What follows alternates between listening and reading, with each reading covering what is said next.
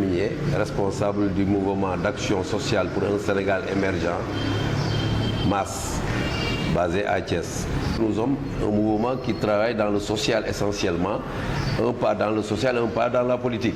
Socialement, donc, nous supportons les femmes, les enfants, et du point de vue politique, nous sommes du côté du président de la République, de la mouvance présidentielle, soutenons la politique du président Macky Sall. Voilà en guise d'introduction ce que je pouvais dire pour un peu me présenter. Mouvement connu à Thiès et vraiment qui s'active pour que la politique du président de la République ait une bonne visibilité et soit encouragée. Voilà en résumé le mouvement MAS. Nos activités se résument comme je dis, en assistance sociale. Partout où on sent que le social a besoin de soutien, que ce soit dans la santé, que ce soit dans les sources de revenus, les activités génératrices de revenus pour les couches vulnérables comme les handicapés, les enfants ou bien les femmes, MAS est prêt à intervenir pour soutenir soit dans l'orientation, soit dans le financement, soit dans les études de ces projets. C'est dans ce sens qu'on a eu à intervenir pour les femmes dans les formations de teinture, dans les formations de production de savon, d'omo, dans les formations pour les micro-jardinages, dans les dons de sang, dans les offres de fourniture ou bien de soutien à des couches qui ont besoin de médicaments dans certains secteurs. Par contre, il y a une partie de l'activité de MAS qui est moins médiatisée, puisque, comme on dit souvent, dans le social, il y a des choses qui n'ont pas besoin d'être médiatisées et qui se passent entre individus ou bien en tout cas de façon secrète. Nous ne faisons que dans le sens de vraiment venir diminuer les souffrances des populations, en quelque sorte. Le MAS, depuis sa création aux environs des années 2013-2014, n'a cessé de prendre sa part dans le champ politique par différentes actions. Et comme vous parlez de la présidentielle, nous avons eu à faire un travail de porte-à-porte, mais aussi un travail de communication par SMS, puisque les conditions étant ce qu'elles étaient au moment de la campagne, et compte tenu de la difficulté de la coordination avec la mouvance présidentielle au niveau de Thiès, nous on a préféré travailler de notre côté par nos systèmes, c'est-à-dire un système de porte-à-porte, mais aussi un système de SMS, en envoyant à des gens ciblés des messages pour leur faire savoir que le meilleur des candidats, c'est Macky Sall. Et je pense que l'histoire nous a donné raison en demandant, en constatant que les Sénégalais à 58% ont élu le président de la République. Donc ça suppose que notre message a passé, non seulement, mais aussi nous étions sur la bonne voie et que nous étions en connivence, pas en connivence, mais nous étions sur la même longueur d'onde que le Sénégalais lambda. Puisque notre position a été acceptée ou bien a été la même que 58% des Sénégalais qui auraient élu le président de la République. Et par conséquent, je pense que nous avons apporté notre brique à la construction, à l'élection du président de la République. Pour occasion donc offerte pour nous pour féliciter le peuple sénégalais pour sa clairvoyance, féliciter les membres du MAS qui ont eu à s'acharner ou bien à se dépenser, à se décarcasser pour faire passer notre message. Et aussi remercier la presse qui a eu quand même à nous relayer. Je veux parler essentiellement de Silweb, je veux parler de Sud FM et pas mal d'autres médias parmi lesquels on est passé pour pouvoir faire passer notre message. Je pense que ça a été de bon apport et nous nous félicitons en tout cas et sommes heureux de la réélection du président de la République qui pour moi constitue une chance pour le Sénégal. Est-ce que vous êtes satisfait de la manière dont cette coalition justement a... Oui, pour Thiès, vous avez parlé de déroute. Moi, je ne suis pas d'accord avec le terme de déroute.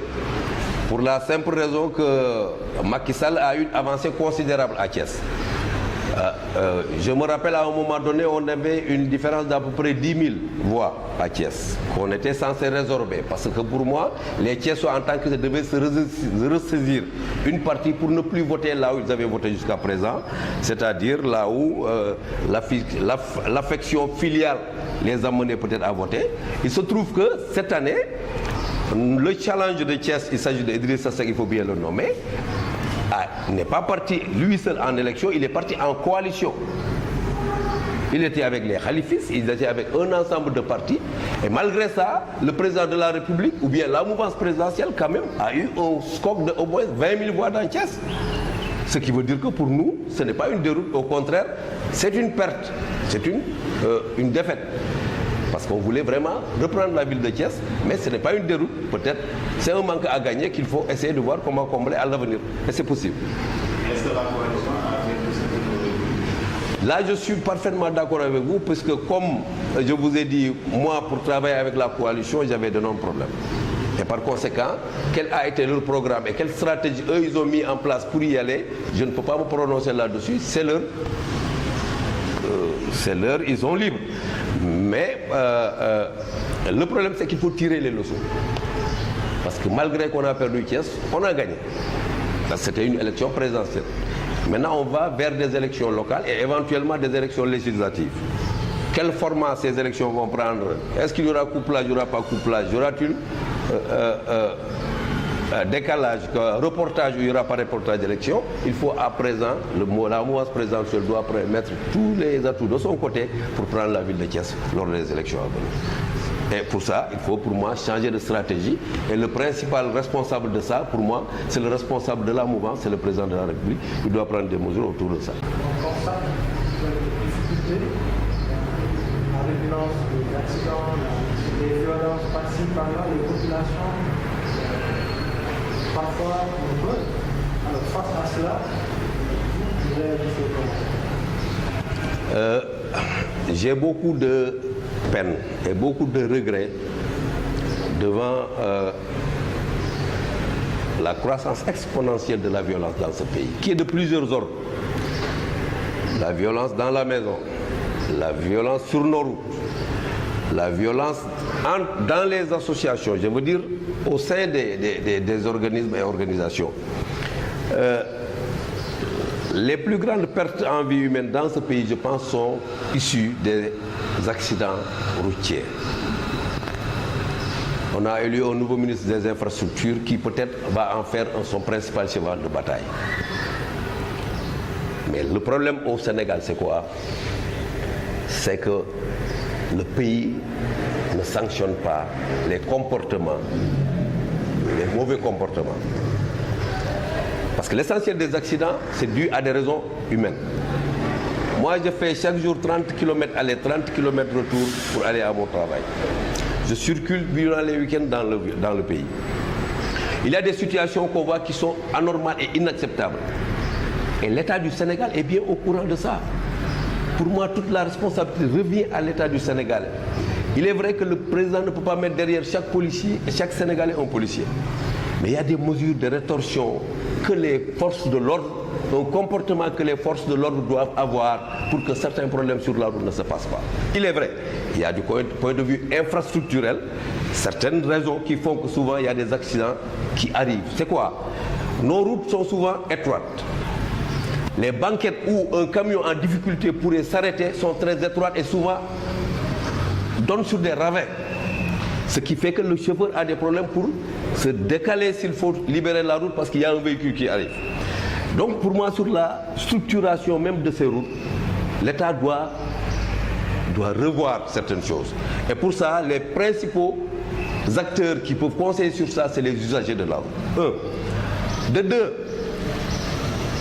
on voit en route souvent des situations où on est sûr que ça, c'est source d'accident. C'est-à-dire un camion qui est immobilisé en milieu de chaussée, qui peut faire là-bas 2 ou 3 jours sans qu'il y ait intervention. Et je ne peux pas comprendre que durant ces 3 jours, il n'y a pas un agent du ministère des Transports, il n'y a pas un agent du ministère de l'Intérieur, il n'y a pas un préfet ou sous-préfet ou une quelconque autorité de ce pays qui soit passé à côté et qui tire l'alerte.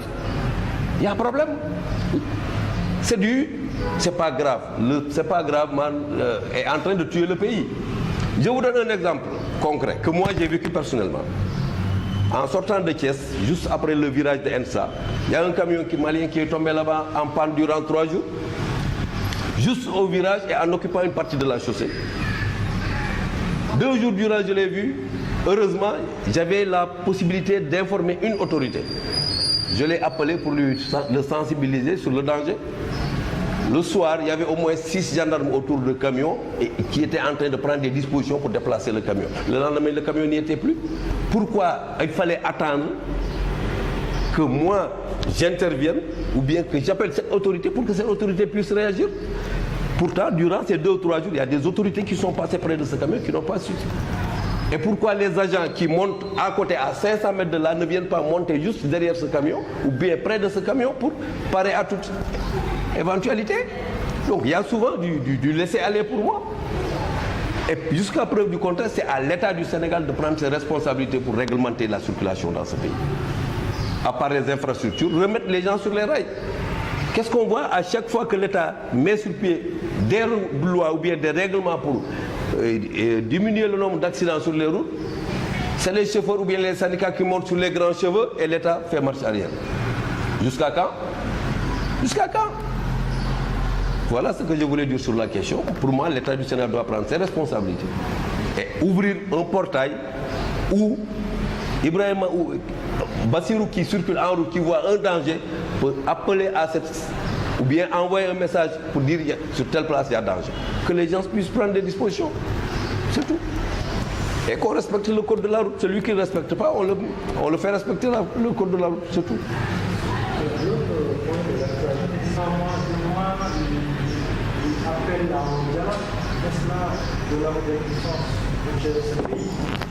Oui, le dialogue.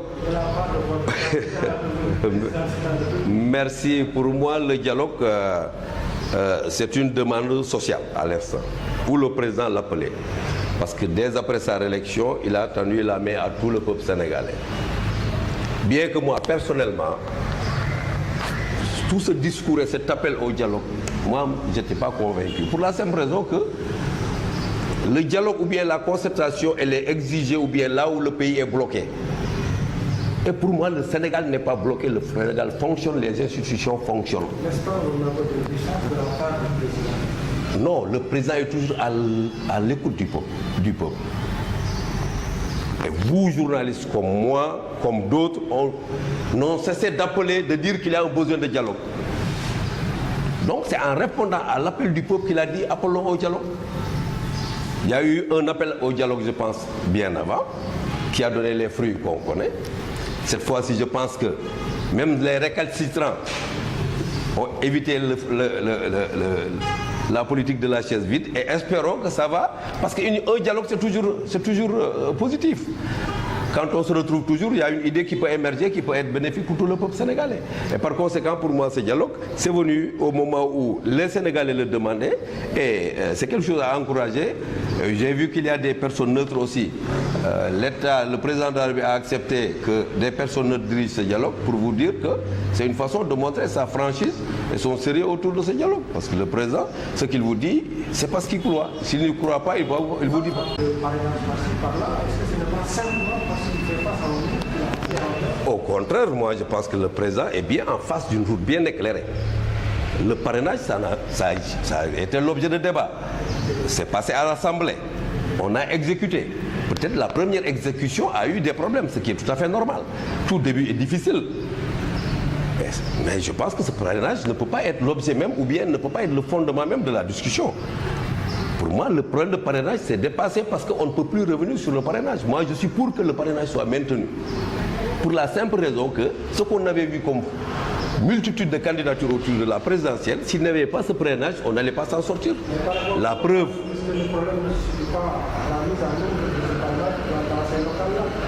toute œuvre humaine est sujette à perfection.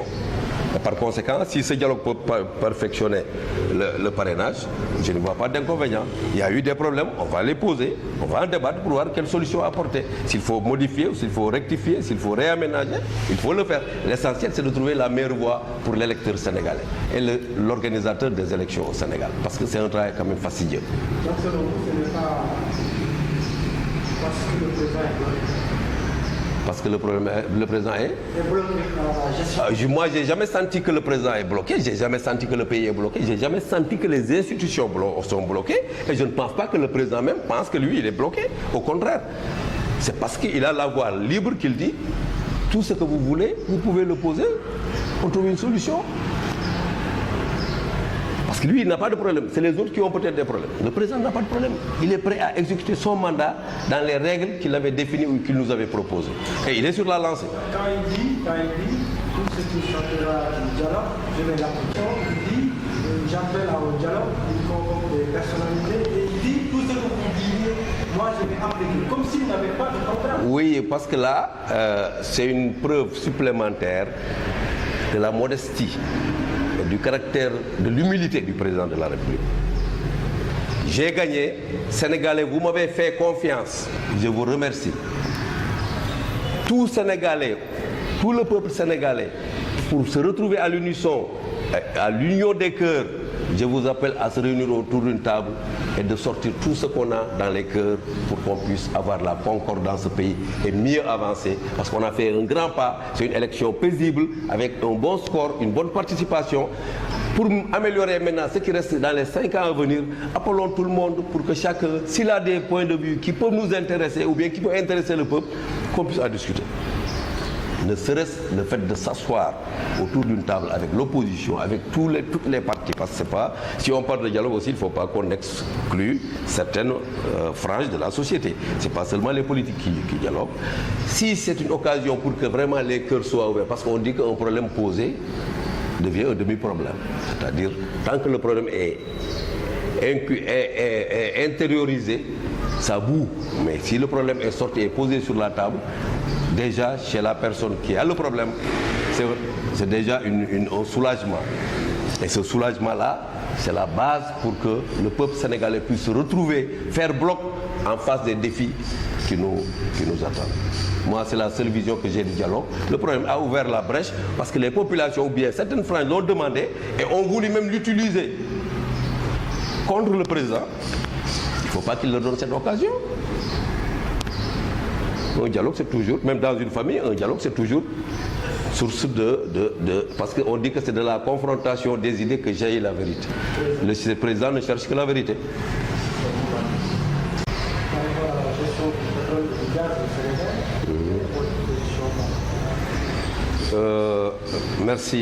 Merci Ibrahima. J'ai de la peine pour constater que aujourd'hui, un média étranger est utilisé pour semer le discorde dans le pays au moment où, comme je viens de le dire, tout le peuple sénégalais s'est retrouvé autour d'une table pour trouver la voie à emprunter pour de meilleurs lendemains. Parce que moi j'ai vu la vidéo. Je pense que vous, en tant qu'agent de presse même, vous devez avoir une idée du caractère tendancieux de cette vidéo. Moi, je suis pour que tout problème qui est posé, que ce soit clarifié.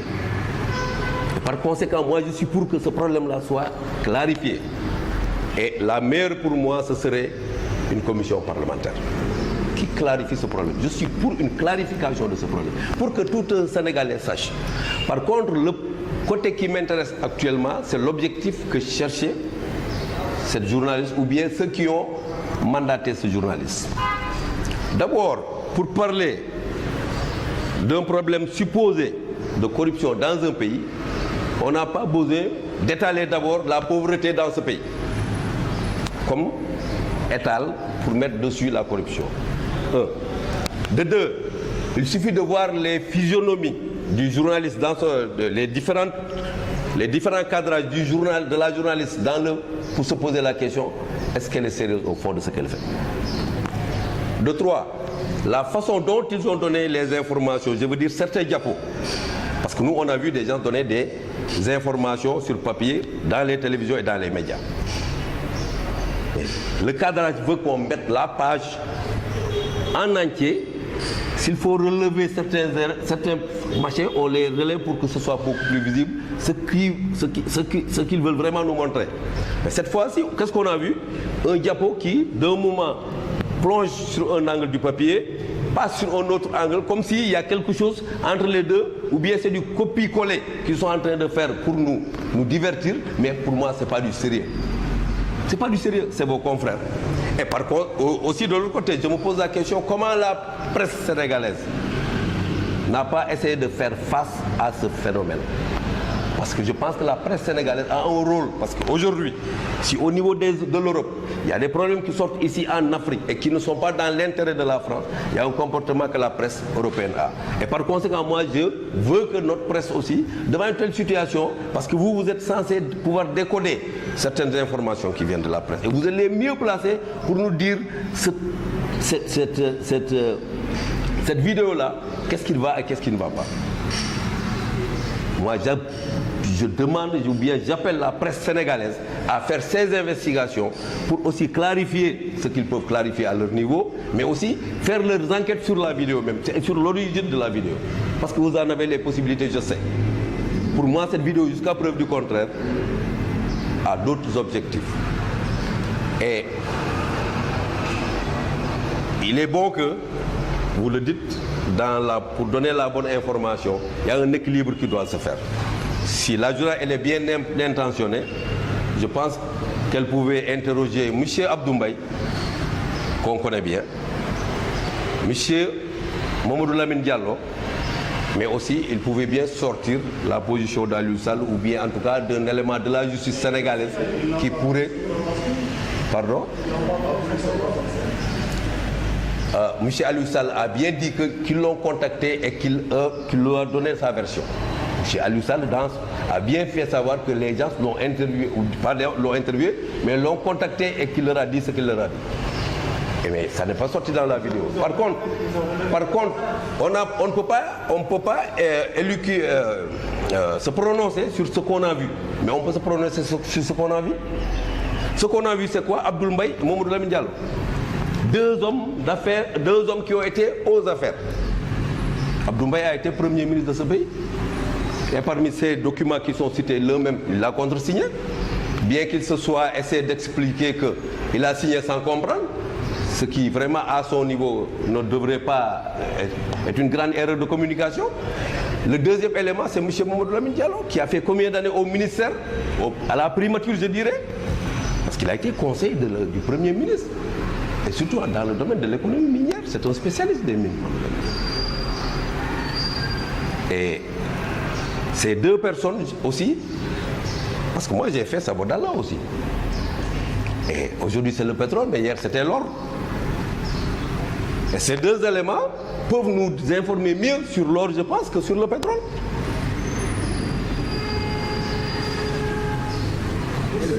Et je pense qu'ils savent de quoi je parle.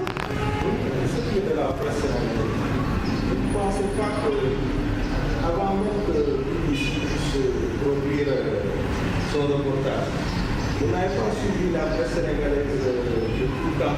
Les gens ont écrit, ont alerté, tout ce que l'UBC dit. Je pense que les journalistes sénégalais ont deux fois plus. Et du côté de nos autorités, on n'a jamais senti cette réaction. Est-ce que ce n'est pas le fait d'avoir d'être toujours complexé par rapport à la position, à l'opinion internationale, qui voudrait que dès qu'une information est portée par un média étranger, nos autorités montent sur le danger. Or, si c'est au niveau à l'intérieur, on cherche à étouffer, etc. Non, pour moi, ce n'est pas la même chose. La presse sénégalaise n'a pas l'orientation ou bien l'objectif que cette presse étrangère a aujourd'hui. Pour moi, c'est ça.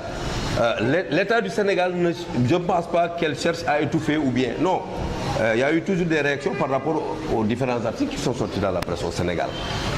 Mais cette fois-ci, cette sortie de cette presse étrangère a des objectifs différents des objectifs que nous connaissons sur la presse sénégalaise. Parce que la presse sénégalaise, quoi qu'on dise, elle est patriotique. Ça, il faut lui reconnaître ça. Et par conséquent... Non, je ne pense pas. Pour la simple raison que sur vos plateaux, dans vos journaux, dans vos radios, vous avez toujours les plus hautes autorités de ce pays. Et par conséquent, je ne pense pas qu'il y ait...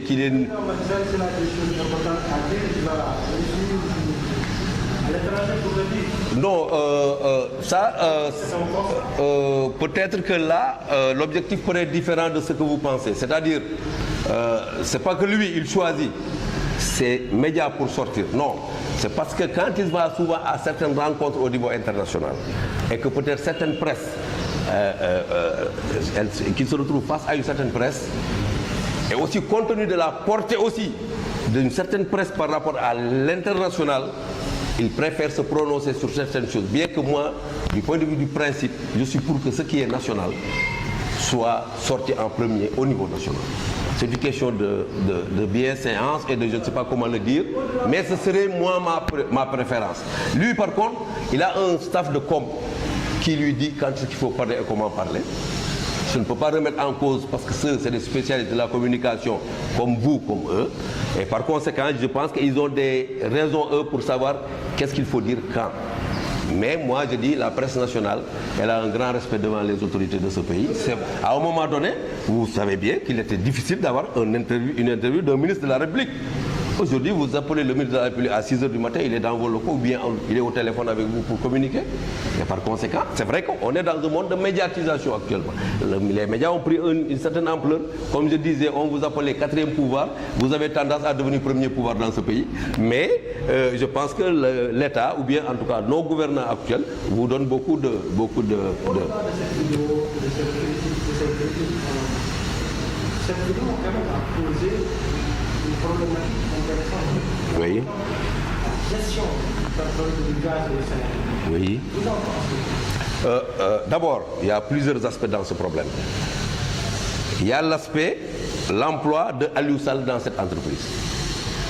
Moi, ingénieur minier, je peux bien représenter une entreprise de pétrole ici. Parce que même avec une qualification moindre, vous pouvez représenter une entreprise. Parce que moi, j'ai eu à en rencontrer plusieurs et je connais quels sont leurs niveaux. Donc, Aliou Sall est bien coté pour pouvoir utiliser cet emploi. De deux, il s'agit de la relation entre Timis et Cosmos, à qui ils ont vendu des actions et la façon dont ils ont traité entre eux. Ça, c'est des relations internationales qui ne regardent pas du tout le Sénégal, ne regardent pas Aliou Sall, ne regardent pas le président de la République. C'est valable dans l'or, c'est valable dans d'autres secteurs. Peut-être le secteur pétrolier rapporte plus, c'est pourquoi il n'y a plus de bruit. Vous allez au niveau de Sabodala, combien d'entreprises sont venues, ils ont fait des prospections, ils ont trouvé, ils ont vendu la licence d'exploitation à un autre. Moi, j'ai travaillé dans une entreprise, dès que les résultats sont sortis au niveau de la bourse, on a vendu le contrat à un autre. Et c'est comme ça que ça marche dans ce secteur, parce qu'il y a des gens qui ne veulent pas l'exploitation, ils préfèrent prospecter, explorer. C'est très risqué. C'est pourquoi quand ils trouvent, ils vendent cher. Et ils vendent de façon à ce que non seulement ce qu'ils avaient investi soit revenu, mais aussi que eux, qu'ils aient du plus-value. Je voulais terminer justement, excusez-moi, parce que le problème ici, quel est le problème réel? C'est la personne de Aliou Sall qui est là. Ses liaisons avec le président de la République. Frère du président de la République. C'est ça qui pose problème. Et maintenant, ceux qui hier s'offusquaient pour le fait qu'on l'a nommé au niveau de CDC, aujourd'hui exploitent cette filière pour le débarquer. C'est un autre problème. Est-ce qu'il devait être nommé? C'est un autre problème parce que là, ça relève de l'autorité. Mais aujourd'hui, on est un syndrome bis de problème familial au niveau de la gestion de l'État. C'est regrettable. Tout le monde le regrette. Et ça pouvait être évité. Mais je dis que le fond du problème, ce n'est pas Aliou Sall. Parce qu'ils ont parlé de 146 millions. Ça, c'est à clarifier. Est-ce que ces 146 millions, ils ont été versés? Lui, il a nié que ça n'a pas été versé. Si ça a été versé en guise pour faciliter la signature des contrats et autres, je pense que même hier, il y a un spécialiste des Petrosen qui est sorti, et un autre spécialiste en économie minière qui est pour dire la vraie signature de ce papier à Timis date d'Ablaye et pas de Macky Sall. Macky Sall, en arrivant, ne pouvait que faire valider ce qui est déjà signé. Pour la simple raison que la signature du Sénégal doit être... quel est le terme?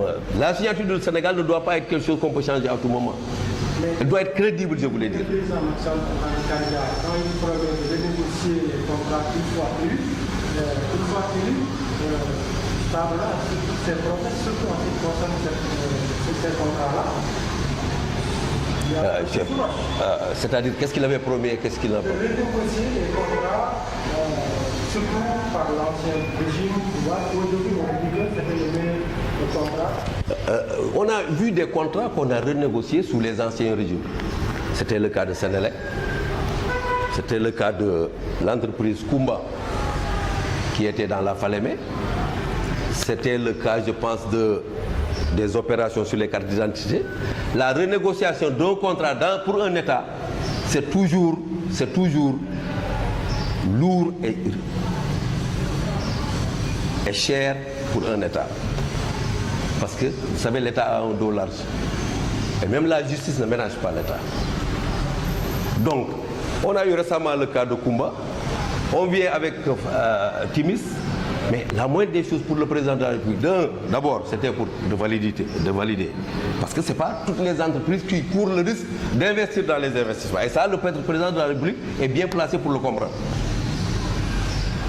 Timis était bien parti pour vraiment mettre de l'argent, parce que quand vous signez des conventions minières comme ça, il y a une somme d'argent que vous êtes censé mettre à la disposition du pays chaque année.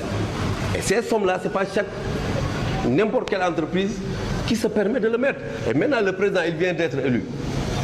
Il y a un nouveau code minier. Mais laissons au président et à l'État le temps de voir tout ce qui ne va pas, qu'on doit changer, qu'on puisse le changer. Parce qu'il faut toujours baser, tout ça, il faut le baser sur un code. Le code minier vient d'être adopté. Il y a le code de 98, mais il y a le code restant de 2019 qui a été entériné par toutes les étapes et qu'il faut vraiment mettre en application. Ça, il ne peut pas venir aujourd'hui seulement et mettre en application demain. Il y a un itinéraire à emprunter. Et je pense qu'il est sur la bonne voie. En matière de prospection minière, est-ce qu'une entreprise peut venir postuler Oui. et prendre tout simplement son titre et aller marchander ça avec une autre entreprise sans pour autant faire de la prospection comme il s'était engagé et comme ça tirer les ballons du feu. Est-ce que c'est possible? C'est pas ça qui a été fait. Timis a vendu un bloc après étude. Le fond du problème, c'est que ça... Mais Timis, il a eu à vendre d'autres. C'est pas seulement Cosmos qui l'a vendu, si mes informations sont bonnes. Parce qu'avant Cosmos, il y avait Carne qui était là avec Timis, avec qui ils ont conclu pas mal de rapports. Mais aujourd'hui, le contrat qui nous intéresse, c'est Cosmos. Moi, les gens de Cosmos, je les connais personnellement pour les avoir rencontrés dans d'autres domaines. Mais je pense que c'est des gens sérieux qui ne mettent pas leur pied là où vraiment c'est pas du sérieux. Et aujourd'hui, au niveau de l'or, au niveau du basalte tout près, au niveau du calcaire tout près,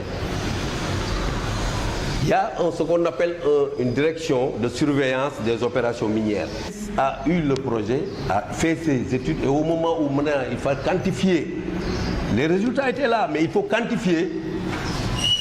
Ils ont vu sur le terrain, parce qu'ils ne pouvaient pas partir seuls, ils ont vu sur le terrain, parce que ce n'est pas l'exploitation qui les intéresse, mais l'exploration.